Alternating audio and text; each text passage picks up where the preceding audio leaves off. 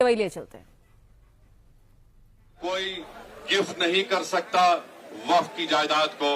नरेंद्र मोदी आजकल भारत के हमारे फजीलतुल शेख बने हुए हैं और ये बता रहे हैं कि अगर कोई मुसलमान होता है तो उसको 5 साल तक वो वक्फ को नहीं दे सकता है। ये कहां से इनको मालूम हुआ? कौन से फिक्र ये की किताब में लिखा गया? तो इनका मकसद एक ही है कि भारत के मुसलमानों से उनकी सियासी और मजहबी शनाख्त को छीन लिया जाए। मैं आपको बता रहा हूं कि इस बिल का मकसद मुसलमानों से मस्जिदों को छीनना, दरगाहों को छीनना, कब्रिस्तानों को छीनना, इवैक्यू प्रॉपर्टीज को छीन लेना, ये मकसद नरेंद्र मोदी की हुकूमत का है।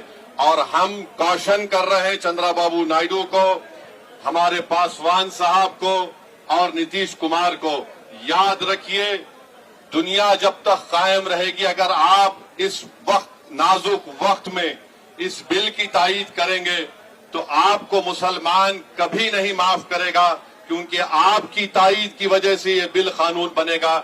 इसलिए हम उनसे भी कह रहे हैं कि आप इस गैर अनकॉन्स्टिट्यूशनल बिल की तायीद मत करिए। हमारा मुतालबा सिर्फ यही है, अगर हिंदू धर्म की प्रॉपर्टीज में, मंदिरों में, सिखों के गुरुद्वारा में कोई गैर सिख या गैर हिंदू मेंबर नहीं बन सकता तो मुसलमान के इस वक्त में क्यों बन सकता है? तो ये तमाम चीजें हैं। हम उम्मीद करते हैं कि हुकूमत इसका नोटिस लेगी। अगर नरेंद्र मोदी इस मुल्क के अमन को खराब करना चाहती हैं, वो मस्जिदों और मंदिरों के झगड़ों में इजाफा करना चाहते हैं, तो ये उनकी हुकूमत की जिम्मेदारी होगी।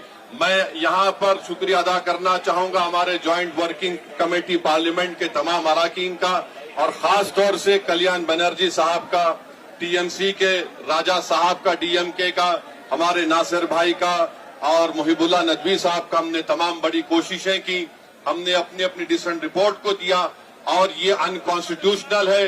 इसका कोई भी फायदा वक्फ को नहीं होगा।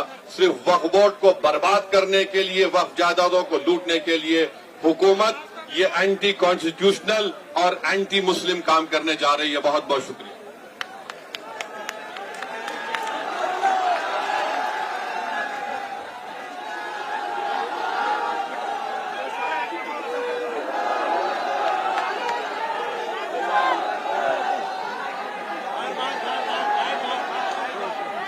वक्त तरमीमी बिल वापस लो, वापस लो। तो अज़ीज़ुद्दीन ओवैसी को आप सुन रहे थे, जो जंतर मंतर पर all India Muslim personal law board की तरफ से जो प्रदर्शन चल रहा है उसमें शामिल हुए। उन्होंने सीधे सीधे मोदी सरकार को घेरा और कहा कि मोदी सरकार देश का माहौल बिगाड़ना चाहती है, वक्फ की जो प्रॉपर्टी है उसको कब्जे में लेना चाहती है और इसके साथ साथ मोदी सरकार